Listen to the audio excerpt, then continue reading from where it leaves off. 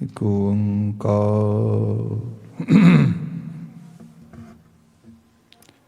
ਸਤਿਨਾਮ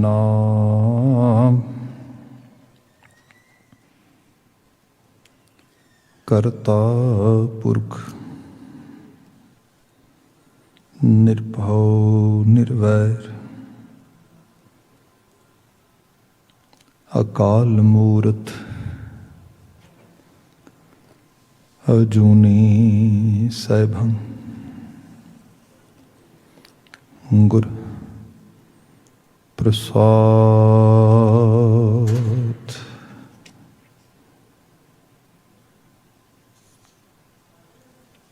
ਗਿਆਨ ਧਿਆਨ ਕਿਛ ਕਰਮ ਨਾ ਜਾਣਾ,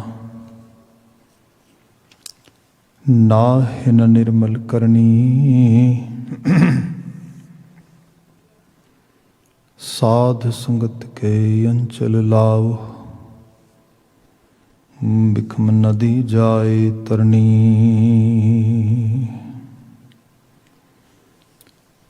ਸਾਧ ਸੰਗਤ ਕੇ ਅੰਚਲ ਲਾਓ, ਬਿਖਮ ਨਦੀ ਜਾਏ ਤਰਨੀ। ਸਤਿਨਾਮ ਵਾਹਿਗੁਰੂ ਸਾਹਿਬ ਜੀਓ। ਸੂਹੀ ਮਹਲਾ ਤੀਜਾ, ਜੇ ਲੋੜੈ ਵਰ ਬਾਲੜੀਏ, ਤਾਂ ਗੁਰ ਚਰਣੀ ਚਿਤ ਲਾਏ ਰਾਮ। ਜੇ ਲੋੜੈ ਵਰ ਬਾਲੜੀਏ, ਤਾਂ ਗੁਰ ਚਰਣੀ ਚਿਤ ਲਾਏ ਰਾਮ। ਸਦਾ ਹੋਵੈ ਸੁਹਾਗਣੀ, ਹਰਿ ਜੀਉ ਮਰੈ ਨ ਜਾਏ ਰਾਮ। ਹਰਿ ਜੀਉ ਮਰੈ ਨ ਜਾਏ, ਗੁਰ ਕੈ ਸਹਿਜ ਸੁਭਾਏ। ਸਾਤਨ ਕੰਤ ਪਿਆਰੀ, ਸਚ ਸੰਜਮ ਸਦਾ ਹੈ ਨਿਰਮਲ। ਗੁਰ ਕੈ ਸ਼ਬਦ ਸ਼ਿੰਗਾਰੀ, ਮੇਰਾ ਪ੍ਰਭ ਸਾਚਾ ਸਦ ਹੀ ਸਾਚਾ। ਜਿਨੇ ਆਪੇ ਆਪ ਉਪਾਇਆ, ਨਾਨਕ ਸਦਾ ਫਿਰ ਰਾਵੇ ਆਪਣਾ। ਜਿਨ ਗੁਰ ਚਰਣੀ ਚਿਤ ਲਾਇਆ, ਕਾਮਣ ਮਨ ਸੁਹਿਲੜਾ। ਸਾਜਨ ਮਿਲੇ ਪਿਆਰੇ ਰਾਮ, ਗੁਰਮਤਿ ਮਨ ਨਿਰਮਲ ਹੋਆ। ਹਰ ਰਾਖਿਆ ਉਰ ਧਾਰੇ ਰਾਮ, ਹਰ ਰਾਖਿਆ ਉਰ ਧਾਰੇ। ਆਪਣਾ ਕਾਰਜ ਸਵਾਰੇ, ਗੁਰਮਤਿ ਹਰ ਜਾਤਾ। ਪ੍ਰੀਤਮ ਮੋਹ ਲਿਆ ਮਨ ਮੇਰਾ, ਪਾਇਆ ਕਰਮ ਵਿਧਾਤਾ। ਸਤਿਗੁਰ ਸੇਵ ਸਦਾ ਸੁਖ ਪਾਇਆ, ਹਰ ਵਸਿਆ ਮਨ ਮੁਰਾਰੇ। ਨਾਨਕ ਮੇਲ ਲਹੀ ਗੁਰ ਅਪੁਨੈ, ਗੁਰ ਕੈ ਸ਼ਬਦ ਸਵਾਰੇ। ਸਤਿਗੁਰ ਸੇਵ ਸਦਾ ਸੁਖ ਪਾਇਆ, ਹਰ ਵਸਿਆ ਮਨ ਮੁਰਾਰੇ। ਨਾਨਕ ਮੇਲ ਲਈ ਗੁਰ ਅਪੁਨੈ, ਗੁਰ ਕੈ ਸ਼ਬਦ ਸਵਾਰੇ। ਵਾਹਿਗੁਰੂ ਜੀ ਕਾ ਖਾਲਸਾ, ਵਾਹਿਗੁਰੂ ਜੀ ਕੀ ਫਤਿਹ। ਜੁਗੋ ਜੁਗ ਅਟਲ ਧੰਨ ਧੰਨ ਗੁਰੂ ਗ੍ਰੰਥ ਸਾਹਿਬ ਜੀ, ਗੁਰੂ ਪਾਤਸ਼ਾਹ ਜੀ ਦੀ ਅਪਾਰ ਅਜ਼ੀਮ ਬਖਸ਼ਿਸ਼ ਹੈ। ਸ਼ਾਮ ਸਮੇਂ ਸਤਸੰਗਤ ਦਾ ਇਹ ਸਮਾਂ, ਸਤਸੰਗਤ ਦੀਆਂ ਘੜੀਆਂ ਅਸੀਂ ਮਾਣ ਰਹੇ ਹਾਂ। ਲੜੀਵਾਰ ਗੁਰਬਾਣੀ ਵਿਆਖਿਆਨ ਵਿੱਚ ਸੂਹੀ ਰਾਗ ਦੇ ਬਚਨ ਗੁਰੂ ਅਮਰਦਾਸ ਮਹਾਰਾਜ ਜੀ ਦੀ ਪਾਵਨ ਨਵਾਜਿਸ਼ ਸਾਨੂੰ ਪ੍ਰਾਪਤ ਹੈ। ਚੰਤਾਂ ਦੇ ਸਰੂਪ ਵਿੱਚ ਇਹ ਗੁਰਸ਼ਬਦ ਸਾਨੂੰ ਪ੍ਰਾਪਤ ਹੋ ਰਹੇ ਨੇ। ਮੁਸਲਸਲ ਜਿਸ ਛੰਤ ਦੀ ਵਿਆਖਿਆ ਹੋ ਰਹੀ ਹੈ, 4 ਪਦਿਆਂ ਦੀ ਰਚਨਾ, ਉਹਦੇ ਸ਼ੁਰੂਆਤੀ 3 ਬੰਦ ਅਸੀਂ ਵਿਚਾਰੇ ਨੇ। 4 ਨੰਬਰ ਪਦੇ ਦਾ ਪਾਠ ਆਪਨੇ ਸਰਵਨ ਕੀਤਾ ਹੈ। ਜੋ ਵਿਚਾਰ ਹੈ ਨੋ ਡਾਊਟ ਜਿਵੇਂ ਆਪ ਪਿੱਛੋਂ ਜੇ ਸੁਣਦੇ ਆ ਰਹੇ ਹੋ, ਤੇ ਉਹਦੇ ਵਿੱਚ ਕਾਮਣੀ, ਸੁਹਾਗਣ, ਇਸ ਜੀਵਾਤਮਾ ਦਾ ਉਸ ਪਾਰ ਬ੍ਰਹਮ ਦੇ ਨਾਲ ਵਿਆਹ, ਇਹ ਸਾਰਾ ਸੰਕਲਪ, ਇਹ ਸਾਰਾ ਇੱਕ ਵੇਰਵੇ ਦੇ ਵਿੱਚ ਗੁਰੂ ਸਾਹਿਬ ਜੀ ਸਾਨੂੰ ਅਧਿਆਤਮਕ ਸੰਦੇਸ਼ ਉਪਦੇਸ਼ ਦੇ ਰਹੇ ਨੇ। ਇਹ ਜੋ ਪਦ ਆਪਨੇ ਸਰਵਨ ਕੀਤਾ ਹੈ, ਇਹ ਵੀ ਕੋਈ ਐਕਸੈਪਸ਼ਨਲ, ਕੋਈ ਅਪਵਾਦ ਨਹੀਂ ਗਾ, ਇਹ ਵੀ ਸੇਮ ਉਸ ਸੇਲੀ 'ਚ ਹੀ ਆ ਰਿਹਾ। ਬਚਨ ਦੀ ਪ੍ਰਾਰੰਭਤਾ ਕਰ ਰਹੇ ਹਾਂ। ਸਭ ਜ਼ਿਕਰ ਕਰਦੇ ਨੇ, ਕਾਮਣ ਮਨ ਸੋਹਿ ਲੜਾ, ਸਾਜਨ ਮਿਲੇ ਪਿਆਰੇ। ਕਾਮਣ ਮਨ ਸੋਹਿ ਲੜਾ, ਕਾਮਣ ਕਾਮਣੀ ਇਸਤਰੀ, ਮਨ ਸੋਹਿ ਲੜਾ, ਉਹਦੇ ਮਨ ਦੇ ਵਿੱਚ ਖੁਸ਼ਨੁਮਾ ਅਹਿਸਾਸ। ਕਿਉਂ? ਸਾਜਨ ਮਿਲੇ ਪਿਆਰੇ, ਕਿਉਂਕਿ ਜੋ ਅਸਲ ਸੱਜਣ ਸੀਗਾ, ਜਿਹਦੀ ਉਡੀਕ ਸੀ ਜੀਵਨ ਵਿੱਚ, ਉਹ ਆ ਗਿਆ, ਉਹਦੇ ਨਾਲ ਮਿਲਾਪ ਹੋ ਗਿਆ। ਅਗੇਨ ਇੱਕ ਪ੍ਰਤੀਬਿੰਬ ਆ, ਮੈਟਾਫੋਰ ਆ, ਜਿਹਦੇ ਜ਼ਰੀਏ ਗੁਰੂ ਬਾਬਾ ਜੀ ਉਸ ਕਲਚਰਲ ਸੈਟਿੰਗ ਦੇ ਵਿੱਚੋਂ ਸਾਨੂੰ ਕੁਝ ਚੀਜ਼ ਸਮਝਾਉਂਦੇ ਨੇ। ਇਹਨੂੰ ਇਸ ਰੂਪ ਵਿੱਚ ਜਾਣੋ, ਕਾਮਨ ਮਨ ਸੋਹਿ ਲੜਾ। ਜੋ ਮਨੁੱਖ ਆ, ਇਹਦੇ ਮਨ ਦੇ ਵਿੱਚ, ਜਿਹਨੂੰ ਅਸੀਂ ਕਹਿੰਦੇ ਆ, ਲੋਕੀ ਅੱਜ ਲਿਟਰਲੀ ਤੌਰ 'ਤੇ ਜਦੋਂ ਲੋਕ ਇਸ ਚੀਜ਼ ਨੂੰ, ਜਿਵੇਂ ਤੈਨੂੰ ਸਰਲ ਭਾਵ ਵਿੱਚ ਬਿਆਨ ਕਰਨ ਦੀ ਟਰਾਈ ਕਰਦਾ, ਆਪ ਦੇਖਦੇ ਹੋ ਕੁਝ ਲੋਕ ਓਪਨਲੀ ਗੱਲਾਂ ਬੋਲਦੇ ਨੇ ਜਿਹੜੀਆਂ ਨਾ ਗਵਾਰ ਹੁੰਦੀਆਂ ਨੇ, ਕਿਸੇ ਸਿਚੁਏਸ਼ਨ 'ਚ ਇਨਐਪਰੋਪਰੀਏਟ ਲੱਗਦੀਆਂ ਨੇ, ਕਿਸੇ ਸਿਚੁਏਸ਼ਨ ਦੇ ਵਿੱਚ ਉਹ ਬੜੀਆਂ ਅਟਪਟੀਆਂ ਲੱਗਦੀਆਂ ਨੇ, ਬਿਲਕੁਲ ਆਊਟ ਆਫ ਕੰਟੈਕਸਟ ਲੱਗਦੀਆਂ ਨੇ। ਕੁਝ ਸਿਚੁਏਸ਼ਨ ਵਿੱਚ ਬੜੀਆਂ ਟਿਕਲਿਸ਼, ਤੇ ਕੁਝ ਸਿਚੁਏਸ਼ਨ 'ਚ ਬੜੀਆਂ ਵਰੀਜ਼ ਕਰਨ ਵਾਲੀਆਂ ਜਾਂ ਵੀਅਰਡ ਲੈਵਲ ਦੀਆਂ ਵੀ ਲੱਗਦੀਆਂ ਨੇ। ਤੇ ਲੋਕੀ ਕਹਿ ਦਿੰਦੇ ਨੇ ਇਹਦਾ ਮਾਨਸਿਕ ਤਵਾਜ਼ਨ ਖਰਾਬ ਆ, ਜਿਵੇਂ ਐਵੇਂ ਬੜਬੋਲਾ ਆ, ਬੋਲਦਾ ਰਹਿੰਦਾ ਹੈ। ਕੋਈ ਲਿਟਰਲੀ ਤੌਰ 'ਤੇ ਲੋਕੀ ਬੋਲਦੇ ਨੇ। ਜਿਸ ਨੂੰ ਅਸੀਂ ਪੂਰੀ ਮਨੁੱਖੀ ਮਨ ਦੀ ਸਟੱਡੀ ਜਾਂ ਉਹਦੇ ਬਿਹੇਵੀਅਰ ਦੀ ਸਟੱਡੀ ਵਿੱਚ ਜਾ ਕੇ ਦੇਖਦੇ ਹਾਂ, ਤੇ ਪਤਾ ਲੱਗਦਾ ਕਿ ਸਾਡਾ ਸਾਰਿਆਂ ਦਾ ਮਨ ਐਵੇਂ ਬੋਲਦਾ ਹੈ। ਸਿਰਫ ਇਤਨਾ ਹੀ ਹੈ ਕਿ ਸਾਡਾ ਉੱਤੇ ਕੰਟਰੋਲ ਹੁੰਦਾ ਹੈ, ਜਿਹਨੂੰ ਸਾਈਮਨ ਫਰਾਇਡ ਨੇ ਕਿਹਾ ਸੀਗਾ ਕਿ ਇੱਕ ਸੁਪਰ ਈਗੋ ਆ। ਬੱਚਾ ਜਦੋਂ ਥੋੜ੍ਹਾ ਜਿਹਾ ਵੱਡਾ ਹੁੰਦਾ ਆ, ਤਾਂ ਉਹਨੂੰ ਇੱਕ ਸ਼ਰਮ ਆਉਂਦੀ ਆ, ਉਹ ਅੰਬੈਰਸਮੈਂਟ ਫੀਲ ਕਰਦਾ ਹੈ public setting and family setting ਦੇ ਵਿੱਚ ਵੀ। ਉਹ ਆਪਣੀ ਪ੍ਰਾਈਵੇਸੀ ਚਾਹੁੰਦਾ। ਬੈਡਰੂਮ ਦੇ ਵਿੱਚ ਜਿਵੇਂ ਉਹ ਨੱਚਦਾ ਟੱਪਦਾ ਆ, ਕਈ ਵਾਰੀ ਫੈਮਿਲੀ ਸਾਹਮਣੇ ਨਹੀਂ ਟੱਪਦਾ, ਔਕਵਰਡ ਫੀਲ ਹੁੰਦਾ ਉਹਨੂੰ, ਪਰ ਉਹਦੇ 'ਚ ਉਹ ਚੰਚਲਤਾ ਕਈ ਵਾਰੀ ਮੌਜੂਦ ਰਹਿੰਦੀ ਹੈ। ਪਰ because some eyes are watching that individual, due to those reasons that individual might behave differently. ਇਹਦਾ ਮਤਲਬ ਇਹ ਨਹੀਂ ਕਿ ਅੰਦਰ ਦੀ ਦੁਨੀਆ 'ਚੋਂ ਚੰਚਲਤਾ ਨਹੀਂ ਉੱਥੇ ਹੈ। ਫਿਰ ਹੌਲੀ ਹੌਲੀ ਜਦੋਂ ਸੋਸ਼ਲ ਸੈਟਿੰਗਸ ਦੇ ਵਿੱਚ ਜਾਂਦਾ, ਉੱਥੇ ਵੀ ਫਿਰ ਆਪਣੇ ਆਪ ਨੂੰ ਕੰਟਰੋਲ ਕਰਦਾ। ਉਹੀ ਬੱਚਾ ਪਰਿਵਾਰ ਵਿੱਚ ਡਿਫਰੈਂਟ ਬਿਹੇਵ ਕਰਦਾ, ਸਕੂਲ ਵਿੱਚ, ਸਟਰੀਟਸ 'ਤੇ, ਪਲੇਗਰਾਊਂਡ ਵਿੱਚ ਟੋਟਲੀ ਡਿਫਰੈਂਟ ਬਿਹੇਵ ਕਰਦਾ। ਇਹ ਕੀ ਹੈ? ਇੱਕ ਸੁਪਰ ਈਗੋ ਕੰਟਰੋਲ ਕਰ ਰਹੀ ਹੈ ਉਸਨੂੰ ਲੱਗਦਾ ਆ ਕਿ ਨਹੀਂ ਮੇਰੀ ਇੱਕ ਇਮੇਜ ਆ, ਮੇਰੀ ਇਮੇਜ ਨੂੰ ਕੋਈ ਨੁਕਸਾਨ ਨਹੀਂ ਪਹੁੰਚਣਾ ਚਾਹੀਦਾ, ਨਹੀਂ ਲੋਕ ਕੀ ਕਹਿਣਗੇ। ਸੋ ਇਹ ਇਸ ਤਰੀਕੇ ਦਾ ਜਿਹੜਾ ਡਿਸਿਪਲਿਨ ਹੈ, ਜ਼ਾਬਤਾ ਕਾਇਮ ਕਰਦਾ, ਉਸ ਜ਼ਾਬਤੇ ਚੱਲਦਾ। ਪਰ ਇਹ ਨਹੀਂ ਕਿ ਉਹਦੇ ਅੰਦਰ ਚੰਚਲਤਾ ਖਤਮ ਹੋ ਗਈ, ਉਹਦੇ ਅੰਦਰ ਜਿਹੜਾ ਮਨ ਬੋਲ ਰਿਹਾ ਸੀਗਾ ਉਹ ਖਤਮ ਹੋ ਗਿਆ, ਉਹ ਤਾਂ ਉੱਥੇ ਹੀ ਹੈ। ਫਿਰ ਇਹ ਵੀ ਹੈ, ਕਈ ਵਾਰੀ ਲੋਕੀ ਜੇ ਕਿਤੇ ਓਪਨਲੀ ਬੋਲਣ ਮਨ ਦੀ ਦੁਨੀਆ ਦੇ ਵਿੱਚ, ਤੇ ਖੁਸ਼ੀ ਦੇ ਨਗਮੇ ਤਰਾਨੇ ਗੁਨਗੁਨਾ ਰਹੇ ਹੁੰਦੇ ਨੇ। ਕਈ ਵਾਰੀ ਬਿਲਕੁਲ ਚੁੱਪ ਜਾਂ ਬੜੇ ਨਾ ਪੱਖੀ ਰੂਪ ਵਿੱਚ ਲਫ਼ਜ਼ ਕਹਿ ਰਹੇ ਹੁੰਦੇ ਨੇ। ਇਹ ਜਿਹੜੀ ਪਹਿਚਾਨ ਹੈ, ਇਹ ਸਾਡੇ ਅੰਦਰ ਦੀ ਪਹਿਚਾਨ ਹੈ, ਜਿਹਨੂੰ ਲੋਕੀ ਕਹਿੰਦੇ ਨੇ ਬੰਦੇ ਦਾ ਮੂਡ ਸਵਿੰਗ ਕਰਦਾ ਹੈ, ਕਦੀ ਇੱਥੇ ਹੁੰਦਾ ਹੈ, ਕਦੀ ਇੱਥੇ ਹੁੰਦਾ ਹੈ। ਕਈਆਂ ਦੇ ਵਿੱਚ ਜਿਹੜਾ ਉਹ ਸਵਿੰਗ ਕਰਨ ਵਾਲਾ ਰੂਮ ਆ, ਉਹ ਥੋੜ੍ਹਾ ਹੁੰਦਾ ਹੈ, ਕਈਆਂ 'ਚ ਬਹੁਤ ਜ਼ਿਆਦਾ ਹੁੰਦਾ ਹੈ।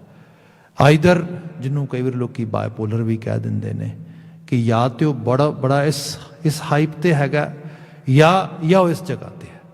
ਮਤਲਬ ਬੈਲੈਂਸਡ ਨਹੀਂ ਹੈਗਾ, ਜਿੱਥੇ ਜਾ ਕੇ ਪਤਾ ਲੱਗਦਾ ਹੈ कि आइदर एक्सट्रीमली हैप्पी है, एक्सट्रीमली बिल्कुल आउटस्पोकन है, एक्सट्रीमली बिल्कुल ना पक्षी है, क्रैंकी है, या बिल्कुल डिप्रैसड है। इस तरीके दे नाल है। इत्थे जाके वो कहते हैं कि हाँ कोई प्रॉब्लम है, इसनूं फिर वो मैडिकल ट्रीटमेंट वास्ते भी जाते, कई बार काउंसलिंग की इंटरवेंशन होंदी, इहो जिहियां चीज़ां होंदियां।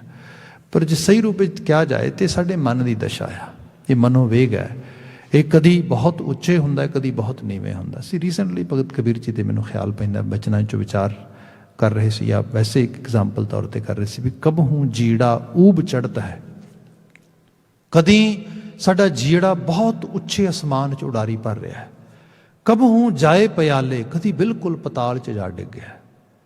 मतलब स्टेबिलिटी नहीं उहदे विच, जिहड़ी ये बहुत उच्चे लैवल ते चले जाना। आप देखोगे कि जीवन तो रोज़मर्रा के हालातों में चल रहा है, कोई बहुत वड्डा चेंजिस, कोई बहुत वड्डे चेंजिस नहीं आए, तो कोई ना इहो जी चीज़ आले दुआले वापरी है, ना कुछ इस तरीके नाल, पर समहाउ एकदम बंदा बड़ा एक्साइटेड है, बहुत खुश हो रहा है। इट्स अब नॉर्मल, इट्स नॉट नॉर्मल। क्योंकि या तो कुछ रिवार्ड बेस्ड फीलिंग होए, कुछ इस किस्म की बात, ऐसा तो कुछ होया नहीं गा, बिना वो तो एक अजीब तरह की खुशी की हालत बनी पई है। या एक लैवल तो होए कि बहुत वड्डा कोई इहो जी घटना वापर गई है जिन्हों तुसी दुख देने वाली कह सकते हो, तकलीफ देने वाली कह सकते है हो, उहो जिहा कुछ नहीं वापरिया, पर बंदा बहुत दुखी है। इसदा मतलब something is not good over there. ਜਦੋਂ ਅਸੀਂ ਮੈਡੀਟੇਸ਼ਨ ਦੀ ਗੱਲ ਵੀ ਕਰਦੇ ਹਾਂ, ਜਾਂ ਜਦੋਂ ਅਸੀਂ ਆਪਣੇ ਆਪ ਨੂੰ ਸੰਭਾਲਣ ਦੀ ਗੱਲ ਵੀ ਕਰਦੇ ਹਾਂ, ਐਕਚੁਅਲੀ ਬਾਣੀ ਸੈਂਕੜੇ ਸਾਲ ਪਹਿਲਾਂ ਇਹਦੀ ਗੱਲ ਕਰ ਰਹੀ ਹੈ।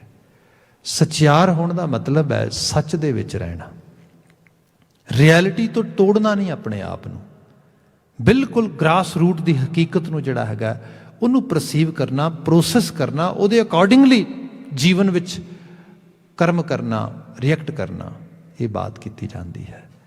ਇਹਦੇ ਤੋਂ ਟੁੱਟ ਕੇ ਜਿਵੇਂ ਹੀ ਬੰਦਾ ਕਿਸੇ ਪਾਸੇ ਨੂੰ ਜਾਂਦਾ, ਜਿਵੇਂ ਰੈਸ਼ਨਲ ਮਾਈਂਡ ਬਾਰੇ ਵੀ ਗੱਲ ਕਰਦੇ ਹਾਂ, ਜਿਹਨੂੰ ਅਸੀਂ ਕਹਿ ਲੈਂਦੇ ਹਾਂ ਕਿ ਤਾਰਕਿਕ ਬੁੱਧੀ ਜਿਹੜੀ ਹੈ ਬੰਦੇ ਦੀ, ਜਿਹਨੂੰ ਸੈਂਸੀਬਲ ਲੈਵਲ 'ਤੇ ਬੰਦਾ ਅਵੇਅਰ ਹੁੰਦਾ ਆ।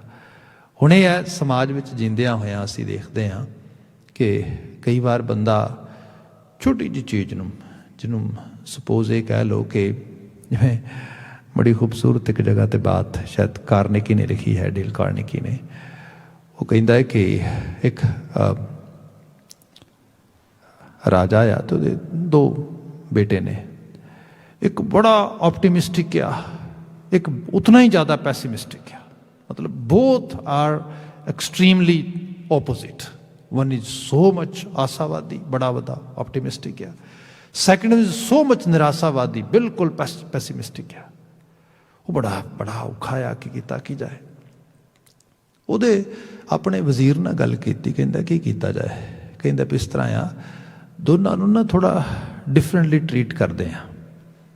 ਇੱਕ ਨੂੰ ਜਿਹੜਾ ਬੜਾ ਪੈਸਿਮਿਸਟਿਕ ਹੈ, ਜਿਹੜਾ ਬੜਾ ਆਪਟਿਮਿਸਟਿਕ ਆ, ਬੜਾ ਹਰ ਚੀਜ਼ ਦੇ ਵਿੱਚ ਹੀ ਖੁਸ਼ੀ ਲੱਭਦਾ, ਹਰ ਚੀਜ਼ 'ਚ ਜਿਹਨੂੰ ਚਾਅ ਚੜਿਆ ਰਹਿੰਦਾ ਹੈ, ਉਹਨੂੰ ਥੋੜਾ ਜਿਹਾ ਦੁੱਖ ਦਿੰਦੇ ਆ, ਥੋੜੀ ਤਕਲੀਫ ਦਿੰਦੇ ਆ, ਤਾਂ ਕਿ ਉਹਨੂੰ ਪਤਾ ਲੱਗੇ ਜ਼ਿੰਦਗੀ ਹਰ ਵਕਤ ਜਿਹੜਾ ਹੈਗਾ ਉਹ ਉਸ ਚੁੰਚ ਬਹਾਰਾਂ ਨਾਲ ਨਹੀਂ ਚੱਲਦੀ, ਉਸ ਤਰੀਕੇ ਨਾਲ ਨਹੀਂ ਹੁੰਦੀ। ਦੂਸਰਾ ਜਿਹੜਾ ਥੋੜਾ ਪੈਸਿਮਿਸਟਿਕ ਆ, ਉਸਨੂੰ ਥੋੜਾ ਹੁਲਾਰਾ ਦਿੰਦੇ ਆ ਵੀ ਹਰ ਚੀਜ਼ ਵਿੱਚੋਂ ਨੈਗੇਟਿਵਿਟੀ ਨਾ ਲੱਭ, ਹਰ ਚੀਜ਼ ਵਿੱਚ ਦੁਖੀ ਨਾ ਰਹੋ, ਥੋੜਾ ਖੁਸ਼ ਵੀ ਹੋਣਾ ਸਿੱਖ। ਹੁਣ ਉਹ ਇਸ ਰੂਪ ਵਿੱਚ ਕੀ ਕਰਦਾ ਹੈ ਕਿ ਉਹ ਕਹਿੰਦਾ ਅੱਛਾ ਕਿਵੇਂ ਟਰੀਟਮੈਂਟ ਕਰੀਏ। ਉਸਨੇ ਜਿਹੜਾ ਇੱਕ ਬੇਟਾ ਉਹਦਾ ਵੱਡਾ, ਜਿਹੜਾ ਬੜਾ ਆਪਟੀਮਿਸਟਿਕ ਆ, ਉਸਨੂੰ ਉਹਨੇ ਕਿਹਾ ਬੇਟਾ ਮੈਂ ਤੈਨੂੰ ਕੁਝ ਗਿਫਟ ਕਰ ਰਿਹਾ। ਗਿਫਟ ਕੀ ਕਰ ਰਿਹਾ? ਇੱਕ ਕਮਰਾ ਪੂਰੇ ਦਾ ਪੂਰਾ ਘੋੜਿਆਂ ਦਾ ਜਿਹੜਾ ਹੌਰਸ ਪੂ ਹੁੰਦਾ, ਖਾਸ ਕਰਕੇ ਲਿੱਦ ਹੁੰਦੀ ਹੈ, ਉਹਦੇ ਨਾਲ ਭਰਤਾ ਪੂਰਾ ਦਾ ਪੂਰਾ। ਸਮੈਲ ਵੀ ਹੈ, ਸਰਹੰਦ ਵੀ ਹੈ, ਨਾਲੇ ਗਿਫਟ ਕਿਹਾ ਗਿਆ ਦਰਵਾਜ਼ਾ ਖੋਲੇਗਾ ਉਹ ਲੱਗੇਗਾ ਕਿੰਨਾ ਖਿਜ ਚੜੇਗੀ, ਗੁੱਸਾ ਚੜੇਗਾ, कितना ज़्यादा लगेगा कि ये पिता ने मैंने इस लेवल ही समझे, इस काबिल ही समझे, इस किस्म की बात हुई। दूसरे बारे उन्हें क्या पे कम कर दे, इनू खूब सारिया मठियाइयाँ वगैरह देने, उन्होंने गिफ्ट ही देना, कुछ क्रैकरस वगैरह, कुछ जेडे इस किस्म के जेडे ने वो चीज़ां देने, ताकि फायर क्रैकरस कुछ इस तरीके नाल को पटाके वगैरह आतिशबाजियाँ, तो सारा कुछ वो वास्ते कमरा सजाते एक वक्री जगह पर उसनों देंगे। दोनों को आप अपनी जगह पर भेज देंगे भी जाओ भाई देखो तुहाडे लई की गिफ्ट पे ने। वो जो दोनों जाते बड़ी कमाल हो गई। जिन्हों घोड़ियां की लिद दे के सब कुछ दिता वो तो बड़ा डेफिनेटली बड़ा प्रसन्न नहीं होएगा। राजा सोच रहा है क्योंकि बिना शक जिन्ना मर्जी ऑप्टीमिस्टिक आ, पर जो पैसीमिस्टिक आ उन्होंने तो बड़ा वधिया चीज़ां दित्तियां ने। वो थोड़ी देर बाद सोचता भी चलो हुण विजिट करके आने। वजीर नूं नाल लैके विजिट करने जाता, रिस्पॉन्स उन्होंने देखते हैं जिहड़ा जिस कार्य करके सब किया उहदा कुछ हल कुछ उस किस्म का रिएक्शन की हुंदा है।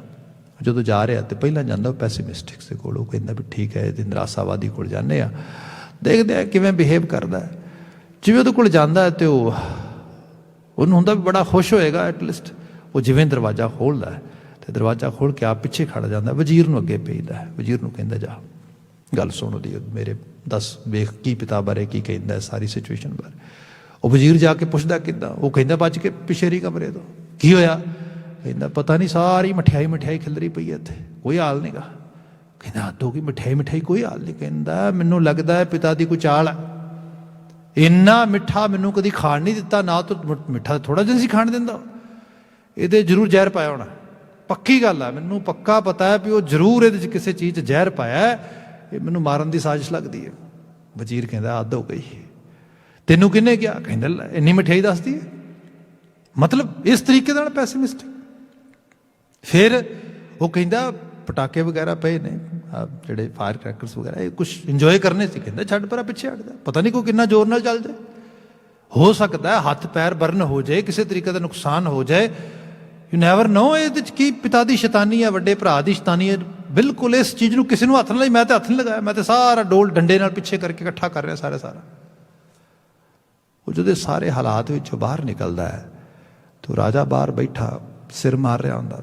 ਉਹ ਕਹਿੰਦਾ ਹੱਦ ਹੋ ਗਈ, ਮੈਂ ਤੇ ਪੂਰਾ ਜ਼ੋਰ ਲਾਤਾ ਆਪਣਾ ਆਪਣੇ ਜਾਨੀ, ਮੈਂ ਤੇ ਆਪਣੇ ਵਿਰੋਧ ਨੂੰ ਬੜਾ ਖੁਸ਼ ਕਰਨ ਦਾ ਬੜਾ मतलब वो कुछ ना कुछ पॉजिटिव पाने की एफर्ट पाई है, पर यह तो हद हो गई तो बिल्कुल ही काम खराब हो गया। खैर वजीर कहता कोई गल नहीं, हौसला रख, कई बारी चीज़ां समझ नहीं आउंदियां, ये हो सकता कोई गड़बड़ हो गई ना समझ आ रही हो चीज़। इस तरह करते हैं बड़े को जाने जिन्हों थोड़ा ज़्यादा ऑप्टीमिस्टिक है तो उन्होंने थोड़ा गिफ्ट डिफरेंट दिता, उन्होंने लिद वगैरह दी उस तरीके। खैर जो राजा इस तरीके उधर ਨੂੰ ਜਾਣ ਲੱਗਦਾ ਤੇ ਉਹਦੇ ਪੈਰ ਬੜੀ ਹੌਲੀ ਹੌਲੀ ਤੁਰਦੇ ਨੇ। ਵਜ਼ੀਰ ਕਹਿੰਦਾ ਕੀ ਹੋਇਆ। ਕਹਿਣ ਲੱਗਾ ਗੱਲ ਇਹ ਹੈ ਜਿਹਨੂੰ ਇੰਨੀ ਮਠਿਆਈ ਦਿੱਤੀ, ਇੰਨੇ ਪਟਾਕੇ ਦਿੱਤੇ ਵਜਾਉਣ ਵਾਸਤੇ, ਉਹ ਲੜ ਰਿਹਾ, ਉਹ ਮੈਨੂੰ ਗਾਲਾਂ ਕੱਢ ਰਿਹਾ, ਬੁਰਾ ਹਾਲ ਦੇਖ ਤੂੰ। ਮੈਂ ਬਾਹਰ ਸੁਣਿਆ ਸਾਰਾ ਕਮਰੇ ਤੋਂ ਬਾਹਰ ਖੜੇ ਹੋ ਕੇ। ਜਿਹਨੂੰ ਦਿੱਤੀ ਘੋੜਿਆਂ ਦੀ ਲਿੱਦ ਆ, ਮਤਲਬ ਉਹ ਤੇ ਹੋ ਸਕਦਾ ਗਲੀ ਨਾ ਪੈ ਜਾਏ ਕਿਤੇ, ਯੂ ਨੈਵਰ ਨੋ। ਸੋ ਕੀਤਾ ਕੀ ਜਾਏ। ਕਹਿਣ ਲੱਗਾ ਕੀਤਾ ਇਹ ਜਾਏ ਵੀ ਉੱਥੇ ਤੇ ਮੇਰਾ ਜਾਣ ਨੂੰ ਬਿਲਕੁਲ ਮਨ ਨਹੀਂਗਾ। ਵਜ਼ੀਰ ਕਹਿੰਦਾ ਵੀ ਸੇਮ ਹੀ ਸਕੀਮ ਉੱਥੇ ਯੂਜ਼ ਕਰਦੇ, ਤੂੰ ਪਿੱਛੇ ਰਹੀ, ਮੈਂ ਜਾ ਕੇ ਗੱਲ ਕਰਦਾ, ਜੇ ਕੁਝ ਬੁਰਾ ਭਲਾ ਕਹੇਗਾ ਤਾਂ ਮੈਂ ਸੁਣ ਲਵਾਂਗਾ। ਉਹ ਅੱਗੇ ਜਾਂਦਾ, ਕਮਰੇ ਦਾ ਦਰਵਾਜ਼ਾ ਖੋਲ੍ਹਦਾ, ਖੜਾ ਨਹੀਂ ਹੁੰਦਾ, ਮੂੰਹ ਦੇ ਅੱਗੇ ਉਹ ਕੱਪੜਾ ਦਿੰਦਾ ਆਪਣੇ ਅੱਗੇ ਵੀ ਸੜਹਾਂਦ ਆ ਰਹੀ ਹੈ। ਨਹੀਂ ਉਹ ਲੜਕਾ ਕਿੱਥੇ ਆ।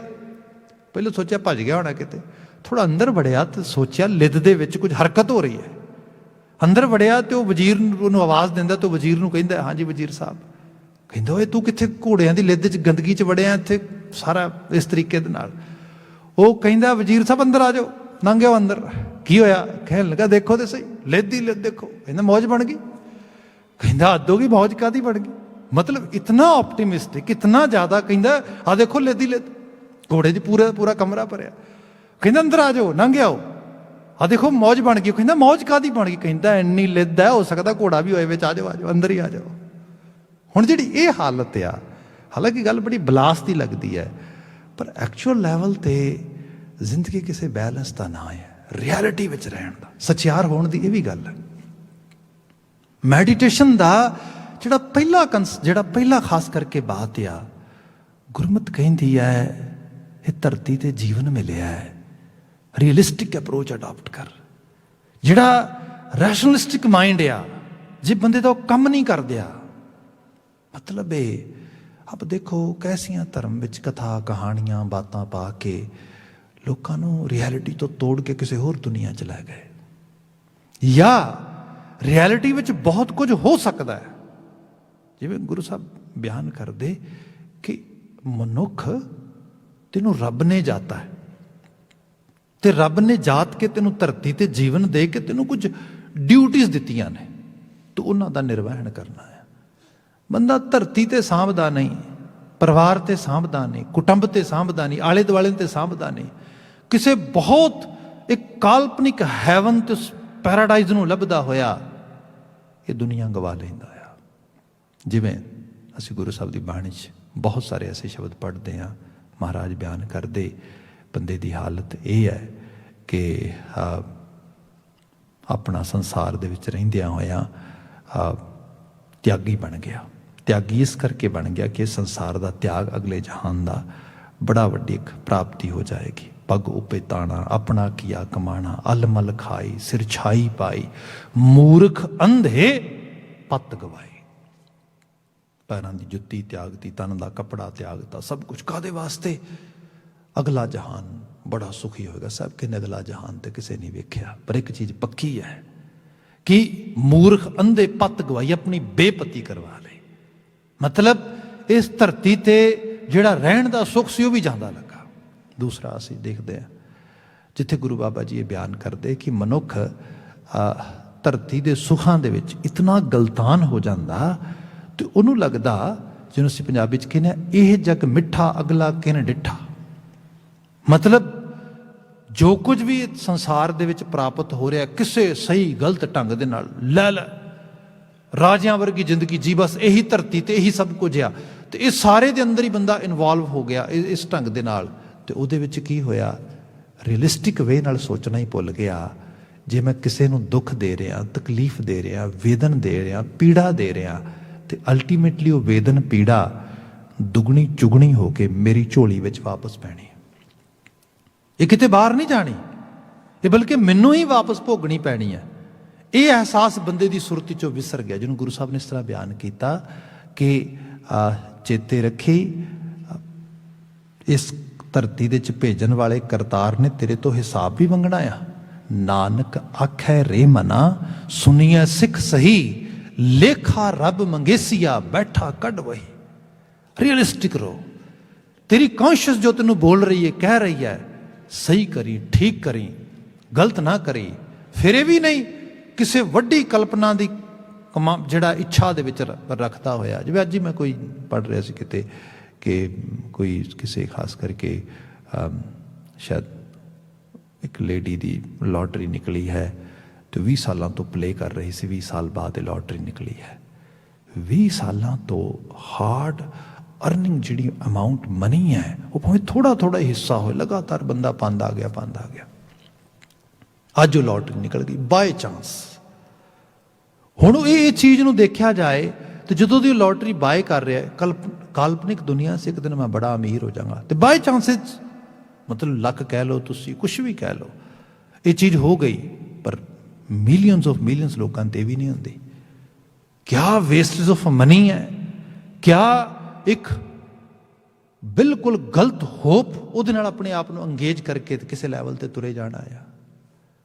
ਸਿਮਰਨ ਇਹ ਹੈ ਧਰਤੀ ਤੇ ਜੋ ਅਵੇਲੇਬਲ ਆ ਉਹਦੇ ਵਿੱਚ ਆਪਣੇ ਵੱਲੋਂ ਇਮਾਨਦਾਰਾਂ ਨਾਲ ਐਫਰਟ ਪਾਉਣ ਵਾਸਤੇ ਐਨਰਜੀ ਜਨਰੇਟ ਕਰਨੀ, ਉਹਦੇ ਅੰਦਰ ਆਸ ਤੇ ਨਿਰਾਸ਼ ਦੋਵਾਂ ਤੋਂ ਉਪਰਾਮ ਹੋ ਕੇ ਇੱਕ ਆਲਾ ਕਿਸਮ ਦਾ ਜੀਵਨ ਜੀਣਾ, ਉਹਦੇ ਵਿੱਚੋਂ ਖੁਸ਼ੀ ਪ੍ਰਾਪਤ ਕਰਨੀ, ਜਿਹੜੀ ਅਸਲ ਖੁਸ਼ੀ ਹੈ, ਜੋ ਨਾ ਤੇ ਬਨੌਟੀ ਹੈ, ਨਾ ਤੇ ਇਹ ਹੈ ਵੀ ਕਾਲਪਨਿਕ ਬਣਾਈ ਗਈ ਹੈ, ਲੈਦੀ ਚੋਂ ਘੋੜਾ ਲੱਭਣ ਵਾਲੀ ਗੱਲ ਆ, ਨਾ ਇਹ ਹੈ ਕਿ ਸਾਹਮਣੇ ਖੁਸ਼ਨੁਮਾ ਅਹਿਸਾਸ ਸਭ ਕੁਝ ਹੈ ਤੇ ਬੰਦੇ ਨੇ ਅੱਖਾਂ ਬੰਦ ਕੀਤੀਆਂ ਨੇ ਤਾਂ ਉਹ ਕਿਤੇ ਹੋਰ ਕਲਪ ਰਿਹਾ ਆਪਣੇ ਅੰਦਰ।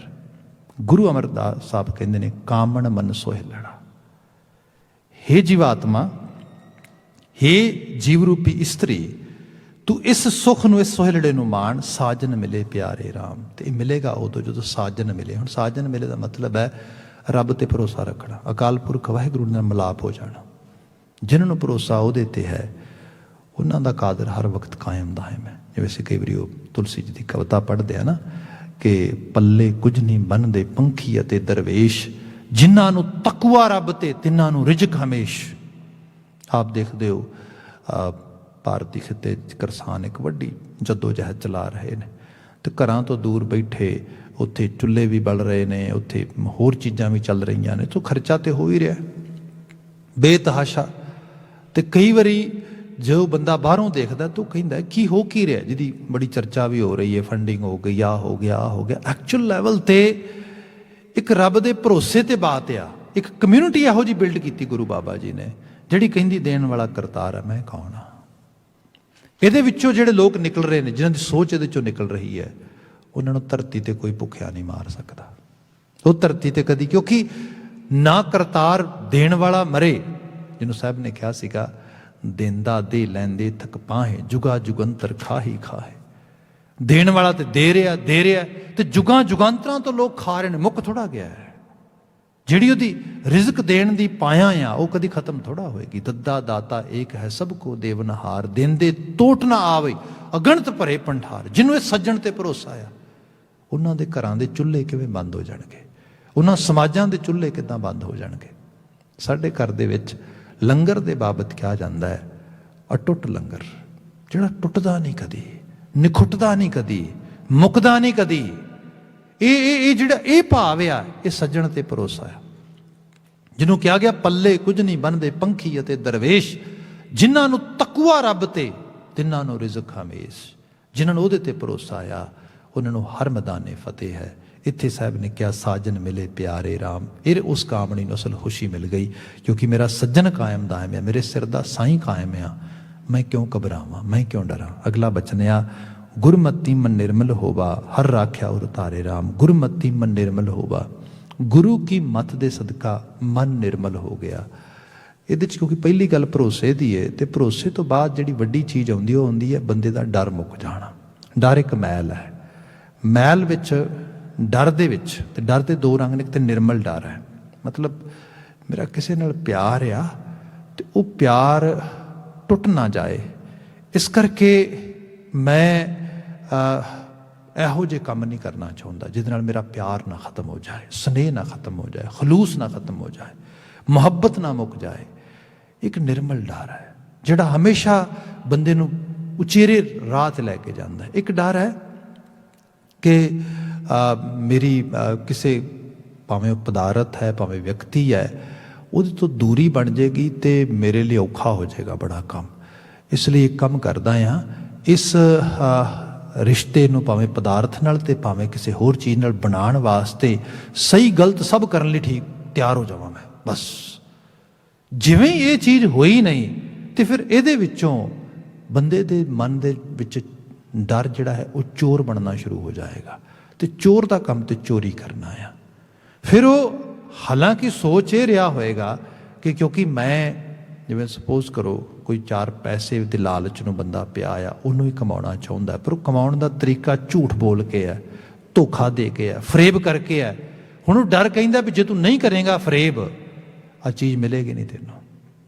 ਰਿਸ਼ਤੇ ਦੇ ਵਿੱਚ ਵੀ ਕਈ ਵਾਰੀ ਹੁੰਦਾ, ਬੰਦਾ ਅੰਦਰ ਕੁਝ ਚੱਲਦਾ ਹੈ, ਦਿਸ ਕੁਝ ਹੋ ਰਿਹਾ ਹੈ।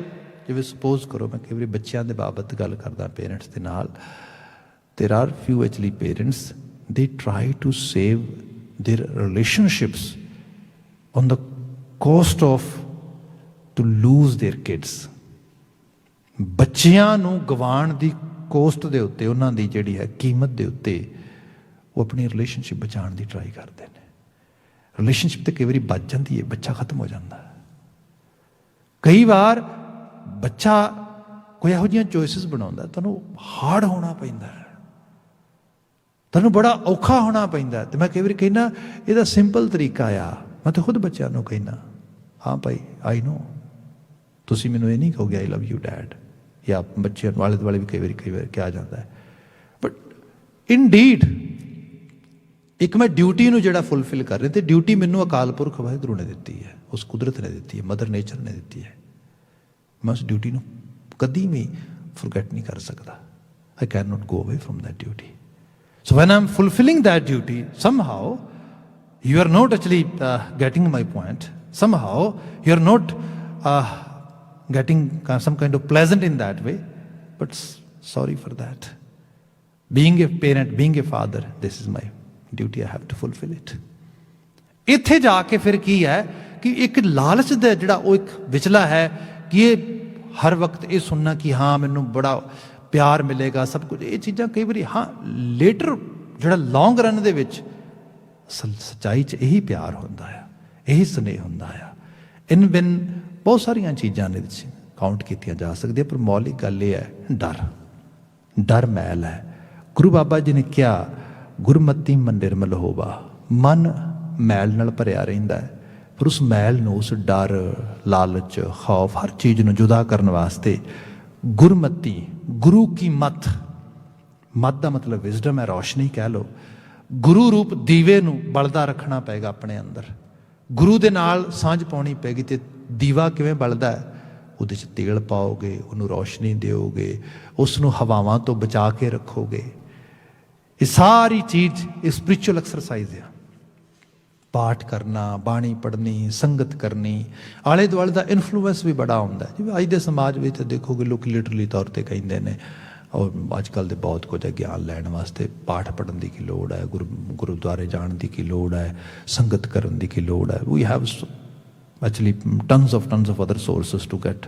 ਭਾਈ ਠੀਕ ਆ, ਪਰ ਹੁੰਦਾ ਕਿ ਕਈ ਵਾਰੀ ਉਹ ਐਸੇ ਹੀ ਇੰਨੀ ਜ਼ਿਆਦਾ ਇਨਫਲੂਐਂਸ ਆਉਂਦਾ ਹੈ, ਜਿਹੜਾ ਅਸਲ ਅੰਦਰ ਦਾ ਵਿਵੇਕ ਰੂਪ ਦੀਵਾ ਆ ਉਹ ਬੁੱਝ ਜਾਂਦਾ ਹੈ ਬੰਦੇ ਦੀ। ਜਿਹਨੂੰ ਭਗਤ ਰਵਿਦਾਸ ਜੀ ਨੇ ਕਿਹਾ ਸੀਗਾ ਨਾ ਕਿ ਮਾਧੋ ਅਵਿਦਿਆ ਹਿਤ ਕੀਨ, ਦੋਸਤੀ ਹੀ ਅਗਿਆਨਤਾ ਨਾਲ ਲੱਗ ਗਈ, ਅਮੂੜਤਾ ਨਾਲ ਲੱਗ ਗਈ, ਹਿਤੂ ਹੀ ਬੰਦਾ ਇਹੋ ਜਿਹੀਆਂ ਚੀਜ਼ਾਂ ਦਾ ਹੋ ਗਿਆ। ਸੰਗਤ ਹੀ ਮਾੜੀ ਹੋ ਗਈ, ਰੰਗਤ ਹੀ ਮਾੜੀ, ਬੈਠਕ ਹੀ ਮਾੜੀ, ਸਭ ਕੁਝ ਮਾੜਾ। ਤੇ ਹੋਇਆ ਕਿ ਮਾਧੋ ਅਵਿਦਿਆ ਹਿਤ ਕੀਨ, ਵਿਵੇਕ ਦੀਪ ਮਲੀਨ। ਵਿਵੇਕ ਦਾ ਦੀਵਾ ਹੀ ਮੈਲਾ ਹੋ ਗਿਆ। ਮਲੀਨ ਹੋਣਾ, ਜਿਵੇਂ ਸਾਡੇ ਆਮ ਪੰਜਾਬੀ ਵਿੱਚ ਜਦੋਂ ਕਿਹਾ ਜਾਂਦਾ ਹੈ, ਇਹਦੇ ਵੀ ਬਜ਼ੁਰਗ ਕਈ ਵਾਰੀ ਕਹਿੰਦੇ ਨੇ, ਬੱਤੀ ਵਧਾ ਦੀ ਮਾੜੀ ਜੀ, ਜਾਂ ਦੀਵਾ ਵਧਾ ਦੀ। ਵਧਾਉਣਾ ਮਤਲਬ ਬੁਝਾਉਣਾ, ਪਰ ਕਿਉਂਕਿ ਬੁਝਾਉਣਾ ਜਿਹੜਾ ਦੀਵਾ ਬੁਝਾ ਦੇਣਾ, ਇਸ ਨੂੰ ਲਿਟਰਲੀ ਤੌਰ 'ਤੇ ਨਾ ਲੈ ਕੇ ਇੱਕ ਮੈਟਾਫੋਰਿਕ ਵੇ ਨਾਲ ਲਿਆ ਜਾਏ, ਤਾਂ ਇਹਦਾ ਮਤਲਬ ਬਣਦਾ ਹੈ ਕਿਸੇ ਦੇ ਘਰ ਦਾ ਖਾਨਦਾਨ ਖਤਮ ਹੋ ਜਾਣਾ, ਕਿਸੇ ਦੇ ਘਰ ਦੇ ਵਿੱਚ ਆਉਣ ਵਾਲੀਆਂ ਜਨਰੇਸ਼ਨਸ ਨਾ ਰਹਿਣੀਆਂ। ਇਹਦਾ ਕਹਿੰਦੇ ਦੀਵਾ ਬੁਝ ਗਿਆ। ਸੋ ਇਹ ਚੀਜ਼ ਬਹੁਤ ਕਈਆਂ ਦੇ ਦਿਮਾਗ 'ਚ ਬਹੁਤ ਡੀਪ ਲੈਵਲ 'ਤੇ ਪਈ ਹੁੰਦੀ। No we can not even use these words at all. So ਇਸ ਕਰਕੇ ਜੇ ਦੀਵਾ ਵੀ ਬੁਝਾਉਣਾ ਆ ਤਾਂ ਉਹਨੂੰ ਬੁਝਾਉਣਾ ਨਹੀਂ ਕਹਿਣਾ, ਵਧਾਉਣਾ ਕਹਿਣਾ ਆ। ਸੋ ਐਗਜ਼ੈਕਟਲੀ ਜਿਹੜਾ ਬ੍ਰਿਜ ਕਲਚਰ ਆ, ਬ੍ਰਿਜ ਭਾਸ਼ਾਈ ਕਲਚਰ, ਉਹਦੇ ਵਿੱਚ ਦੀਵੇ ਨੂੰ ਬੁਝਾਉਣਾ ਨਹੀਂ, ਮਲੀਨ ਕਰਨਾ। ਤੇ ਉਹਨੂੰ ਕਈ ਵਾਰ ਲੋਕੀ ਝੱਲ ਵੀ ਨਹੀਂ ਸੀ ਮਾਰਦੇ, ਫੂਕ ਵੀ ਨਹੀਂ ਸੀ ਮਾਰਦੇ, ਬਲਕਿ ਉਹਦੀ ਬੱਤੀ ਪਕੜ ਕੇ, ਜਿਹੜਾ ਖਾਸ ਕਰਕੇ ਦੀਵਾ ਤੇ ਵੈਜੀਟੇਬਲ ਆਇਲਸ ਹੁੰਦੇ ਸੀ ਜ਼ਿਆਦਾਤਰ, ਜਾਂ ਘਿਓ ਵਗੈਰਾ ਦੇ ਹੁੰਦੇ ਸੀ ਕਿ ਤੇਲ ਦੇ ਹੁੰਦੇ ਸੀ, ਉਹਦੇ ਵਿੱਚ ਵਾਪਸ ਖਿੱਚ ਦੇਣੀ। ਇੱਕਦਮ ਜਿਹੜਾ ਹੈਗਾ ਤੇਲ ਦਾ ਪੱਖ ਵਧਣਾ, ਉਹਦੇ ਵਿੱਚ ਤੇ ਉਹਦੀ ਬੱਤੀ ਬੁਝ ਜਾਣੀ, ਮਲੀਨ ਹੋ ਜਾਣੀ। ਬੰਦੇ ਦੇ ਵਿੱਚ ਐਬਿਲਿਟੀ ਤੇ ਹੁੰਦੀ ਹੈ ਕਿ ਉਹ ਬਹੁਤ ਕੁਝ ਸਮਝ ਸਕਦਾ ਹੈ, ਕਰ ਸਕਦਾ ਹੈ। ਇਹ ਨਹੀਂ ਕਿ ਉਹਦੀ ਮੱਤ ਕਿਤੇ ਬਿਲਕੁਲ ਚਲੀ ਗਈ ਹੈ, ਪਰ ਕਿਉਂਕਿ ਉਹ ਮਰ ਗਈ, ਮਾਰਿਸ ਕਰ ਗਈ, ਅਗਿਆਨਤਾ ਮਿਲ ਗਈ, ਸਾਂਝ ਇਹੋ ਜਿਹੀ ਬਣ ਗਈ, ਆਲਾ ਦੁਆਲਾ ਇਨਫਲੂਐਂਸ ਐਵੇਂ ਦਾ ਆ ਗਿਆ। ਮਾਧੋ ਅਵਿਦਿਆ ਹਿਤ ਕੀਨ, ਵਿਵੇਕ ਦੀਪ ਮਲੀਨ। ਵਿਵੇਕ ਦਾ ਦੀਵਾ ਹੀ ਮੈਲਾ ਹੋ ਗਿਆ। ਸਭ ਕਹਿੰਦੇ ਇਹਦੇ ਮੁਕਾਬਲਤਨ ਗੁਰਮਤੀ ਹੋ ਜਾ। ਇਸ ਦੀਵੇ ਨੂੰ ਬਲਦਾ ਰੱਖਣ ਵਾਸਤੇ ਗੁਰੂ ਕੀ ਮਤ ਲਗਾਤਾਰ ਸਵੀਕਾਰ, ਪ੍ਰਸੀਵ ਕਰ। ਗੁਰਮਤੀ ਮਨ ਨਿਰਮਲ ਹੋਵਾ, ਹਰ ਰਾਖਿਆ ਉਰ ਧਾਰੇ ਰਾਮ। ਤੁਸ ਮਤ ਨੇ ਹਰੀ ਨੂੰ ਹਰ ਵਕਤ ਉਰ ਵਿੱਚ ਧਾਰਨ ਕਰਕੇ ਰੱਖਿਆ। ਰੱਬ ਦੀ ਹੋਂਦ ਨੂੰ ਸਵੀਕਾਰਿਆ, ਉਹਨੂੰ ਹਰ ਵਕਤ ਅਪਣਾ ਲਿਆ। ਹਰ ਰਾਖਿਆ ਉਰ ਧਾਰੇ, ਆਪਣਾ ਕਾਰਜ ਸਵਾਰੇ। ਗੁਰਮਤੀ ਹਰ ਜਾਤਾ, ਹਰੀ ਨੂੰ ਉਰ ਵਿੱਚ ਧਾਰਨ ਕਰਕੇ ਰੱਖਿਆ, ਆਪਣਾ ਕਾਰਜ ਸਵਾਰੇ। ਇੰਝ ਲੱਗਦਾ ਹੈ ਇਹਦੇ ਨਾਲ ਬੰਦੇ ਦੇ ਜੀਵਨ ਦੇ ਸਾਰੇ ਕਾਰਜ ਸਵਰ ਗਏ, ਅਸਲ ਕਾਰਜ, ਮਨੋਰਥ ਪੂਰਾ ਹੋ ਗਿਆ। ਗੁਰਮਤੀ ਹਰ ਜਾਤਾ, ਤੇ ਗੁਰੂ ਕੀ ਮੱਤ ਨਾਲ ਹੀ ਰੱਬ ਦੀ ਹੋਂਦ, ਰੱਬ ਦੀ ਪਹਿਚਾਨ ਉਹ ਆ ਗਈ। ਪ੍ਰੀਤਮ ਮੋਹ ਲਿਆ ਮਨ ਮੇਰਾ, ਪਾਇਆ ਕਰਮ ਵਿਧਾਤਾ। ਜਦੋਂ ਦਾ ਪ੍ਰੀਤ ਦੇ ਅਸਲ ਸੋਮੇ ਅਕਾਲ ਪੁਰਖ ਵਾਹਿਗੁਰੂ ਨੇ ਮੇਰੇ ਮਨ ਨੂੰ ਮੋਹ ਲਿਆ ਹੈ, ਪ੍ਰੀਤਮ ਮੋਹ ਲਿਆ ਮਨ ਮੇਰਾ, ਪਾਇਆ ਕਰਮ ਵਿਧਾਤਾ। ਕਰਮ ਵਿਧਾਤਾ ਜਿਹਦੀ ਮੈਂ ਸ਼ੁਰੂਆਤ ਵਿੱਚ ਬਾਤ ਕੀਤੀ ਸੀ ਕਿ ਖੁਸ਼ੀ ਚੰਗੇ ਕਰਮ ਵਿੱਚੋਂ ਮਿਲੇ। ਖੁਸ਼ੀ ਨਾ ਤੇ ਫੇਕ ਸੋਚਾਂ ਦੀ ਹੋਏ, ਤੇ ਈਵਨ ਦੁੱਖ ਵੀ। ਬੰਦੇ ਦੀ ਕਈ ਵਾਰੀ ਡਿਪਰੈਸਿਵ ਜਿਹੜੀ ਫੀਲਿੰਗ ਹੁੰਦੀ ਹੈ ਨਾ, ਇਹ ਬਾਹਰ ਨਹੀਂ ਐਗਜ਼ਿਸਟ ਕਰਦੀ। ਬਾਹਰ ਤੇ ਦੁਨੀਆਦਾਰੀ ਜਿਹੜੀ ਹੈ ਇਹ ਤੇ ਬੜੀ ਵਧੀਆ ਚੱਲਦੀ। ਮੈਂ ਕਹਿੰਦਾ ਕੈਨੇਡਾ ਵਰਗੇ ਮੁਲਕ ਦੇ ਵਿੱਚ, ਜਿੱਥੇ ਹੈਲਥ ਕੇਅਰ ਆ, ਵੈਲਫੇਅਰ ਆ, ਜਿੱਥੇ ਲਾਅ ਐਂਡ ਆਰਡਰ ਆ, ਜਿੱਥੇ ਮਲਟੀਕਲਚਰਲਿਜ਼ਮ ਦੀ ਬਾਤ ਹੈ ਐਡੇ ਵੱਡੇ ਲੈਵਲ 'ਤੇ, ਹਰ ਚੀਜ਼ ਹੀ ਮੌਜੂਦ ਆ, ਐਵਰੀਥਿੰਗ ਇਜ਼ ਐਕਚੁਅਲੀ ਅਵੇਲੇਬਲ, ਮੁਯੱਸਰ ਆ, ਉੱਥੇ ਡਿਪਰੈਸ਼ਨ ਕਿੱਥੋਂ ਆਏਗਾ? ਅਸਲ ਵਿੱਚ ਬਾਹਰ ਐਗਜ਼ਿਸਟ ਨਹੀਂ ਕਰਦਾ। ਬਾਹਰ ਤੇ ਇੱਥੇ ਅਪੋਰਚੁਨਿਟੀਜ਼ ਐਗਜ਼ਿਸਟ ਕਰਦੀਆਂ ਨੇ। ਬਾਹਰ ਤੇ ਇੱਥੇ ਬੇਤਹਾਸਾ ਪ੍ਰੋਸਪੈਰਿਟੀ ਐਗਜ਼ਿਸਟ ਕਰਦੀ ਹੈ। ਬਾਹਰ ਤੇ ਇੱਥੇ ਬਹੁਤ ਕੁਝ ਚੰਗਾ ਵਡਿਆਉਣ ਗੋਚਰੇ ਗਲੋਰੀਫੁਲ ਜਿਹੜਾ ਆ ਉਹ ਐਗਜ਼ਿਸਟ ਕਰਦਾ ਹੈ। ਡਿਪਰੈਸਿਵ ਫੀਲਿੰਗ ਜਾਂ ਥਿੰਕਿੰਗ ਬੰਦੇ ਦੇ ਅੰਦਰੋਂ ਆਉਂਦੀ ਤੇ ਉਸ ਨੂੰ ਇਸ ਸਾਰੇ ਨੂੰ ਰਿਐਲਿਟੀ ਦੇ ਵਿੱਚ ਰਹਿ ਕੇ ਬੰਦਾ ਦੂਰ ਕਰ ਸਕਦਾ ਹੈ। ਇੱਥੇ ਗੁਰੂ ਬਾਬਾ ਜੀ ਨੇ ਕਿਹਾ ਕਿ ਕਰਮ ਵਿਧਾਤਾ, ਉਹਦੇ ਨਾਲ ਜੁੜ ਜਿਹੜਾ ਤੈਨੂੰ ਚੰਗੇ ਕਰਮ ਦਾ ਵਿਧਾਨ ਘੜਨ ਵਾਸਤੇ ਪ੍ਰੇਰ ਰਿਹਾ ਹੈ। ਉਹ ਗੁਰਬਾਣੀ ਦਾ ਗੁਰਮਤਿ ਦਾ ਅਸਲ ਸਿਮਰਨ ਆ, ਕਰਮਸ਼ੀਲ ਬਣਾਉਣ ਵਾਸਤੇ, ਤੈਨੂੰ ਪੁਰਸ਼ਾਰਥੀ ਬਣਾਉਣ ਵਾਸਤੇ ਬਾਤ ਹੋ ਰਹੀ ਹੈ। ਸਤਿਗੁਰੂ ਸੇਵ ਸਦਾ ਸੁਖ ਪਾਇਆ, ਹਰ ਵਸਿਆ ਮਨ ਮੁਰਾਰੇ। ਸਤਿਗੁਰੂ ਦੀ ਸੇਵਾ ਦੇ ਵਿੱਚੋਂ ਅਸਲ ਸੁਖ, ਫਿਰ ਉਹ ਰੈਪੀਟੀਸ਼ਨ ਆਨੰਦ ਦੀ ਬਾਤ ਹੋ ਰਹੀ ਹੈ ਉਹਦੇ ਵਿੱਚ। ਹਰ ਵਸਿਆ ਮਨ ਮੁਰਾਰੇ, ਮੁਰਾਰੇ ਮੁਰ ਨਾਂ ਦੇ ਰਾਖਸ਼ ਨੂੰ ਮਾਰਨ ਵਾਲਾ, ਹਰਨਾਕਸ਼ ਮੁਰ ਨਾਂ ਦੇ ਰਾਖਸ਼ ਨੂੰ ਮਤਲਬ ਸਾਡੇ ਅੰਦਰ ਦੇ ਹੰਕਾਰ ਨੂੰ ਮਾਰਨ ਵਾਲਾ। ਜਿਹੜਾ ਹੰਕਾਰ ਆ, ਬੰਦਾ ਇੱਕ ਤੇ ਸਹੀ ਸੋਚ ਨਹੀਂ ਪਾ ਰਿਹਾ, ਸਹੀ ਅਮਲ ਨਹੀਂ ਕਰ ਪਾ ਰਿਹਾ, ਉੱਪਰੋਂ ਬੰਦਾ ਸਿੱਖਣ ਲਈ ਵੀ ਤਿਆਰ ਨਹੀਂ ਹੈਗਾ, ਆਪਣੇ ਆਪ ਨੂੰ ਬੜੀ ਤੋਪ ਤੇ ਬਲਾ ਮੰਨਦਾ ਆ। ਮਾਰਿਆ ਗਿਆ ਸਮਝੋ, ਹੁਣ ਤੇ ਬਚੇਗਾ ਕਿਵੇਂ? ਸਿੱਖ ਹੋ ਜਾਵਾਂ।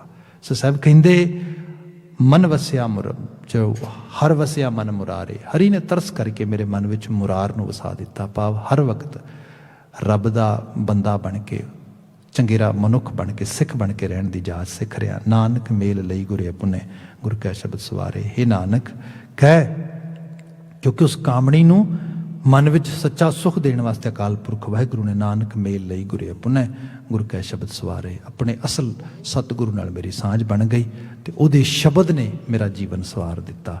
ਉਪਦੇਸ਼, ਸੰਦੇਸ਼, ਬਾਣੀ, ਸਿੱਖਿਆ, ਸਿੱਖੀ, ਚੰਗੇਰਾ ਕਰਮ, ਇਹਦੀ ਹੀ ਪ੍ਰੇਰਨਾ ਹੈ ਸਾਰੇ ਸ਼ਬਦ ਦੇ ਵਿੱਚ। ਭਾਵੇਂ ਮੈਟਾਫੋਰ ਵਿਆਹ ਦਾ ਹੈ, ਭਾਵੇਂ ਮੈਟਾਫੋਰ ਕਾਮਣੀ ਤੇ ਸੁਹਾਗਣਵਤੀ ਦੀ ਹੋਣ ਵਾਲੀ ਬਾਤ ਵਿੱਚ ਆ, ਪਰ ਸੰਦੇਸ਼ ਇਹੀ ਹੈ। ਸਾਹਿਬ ਰਹਿਮਤ ਕਰਨ ਨਾਲ ਆਲਮੀ ਵਾਕਿਆ 'ਚੋਂ ਚੰਗੇਰੀ ਪ੍ਰੇਰਨਾ ਮਿਲੇ। ਇੰਨੀਆਂ ਕੁ ਬੇਨਤੀਆਂ ਨਾਲ ਖਿਮਾ। ਇੱਕ ਵਾਰ ਫਿਰ ਉਹਨਾਂ ਸਾਰੇ ਭੈਣ ਭਰਾਵਾਂ ਦੀ ਚੜ੍ਹਦੀ ਕਲਾ ਤੇ ਉਹਨਾਂ ਦੀ ਸਫਲਤਾ ਦੀ ਅਰਦਾਸ ਵਾਸਤੇ ਅਸੀਂ ਕਾਮਨਾ ਕਰਦੇ ਹਾਂ ਤੇ ਅਰਦਾਸ ਕਰਦੇ ਹੈਗੇ ਆ। ਇੰਨੀਆਂ ਕੁ ਬੇਨਤੀਆਂ ਨਾਲ ਖਿਮਾ। ਵਾਹਿਗੁਰੂ ਜੀ ਕਾ ਖਾਲਸਾ, ਵਾਹਿਗੁਰੂ ਜੀ ਕੀ ਫਤਿਹ।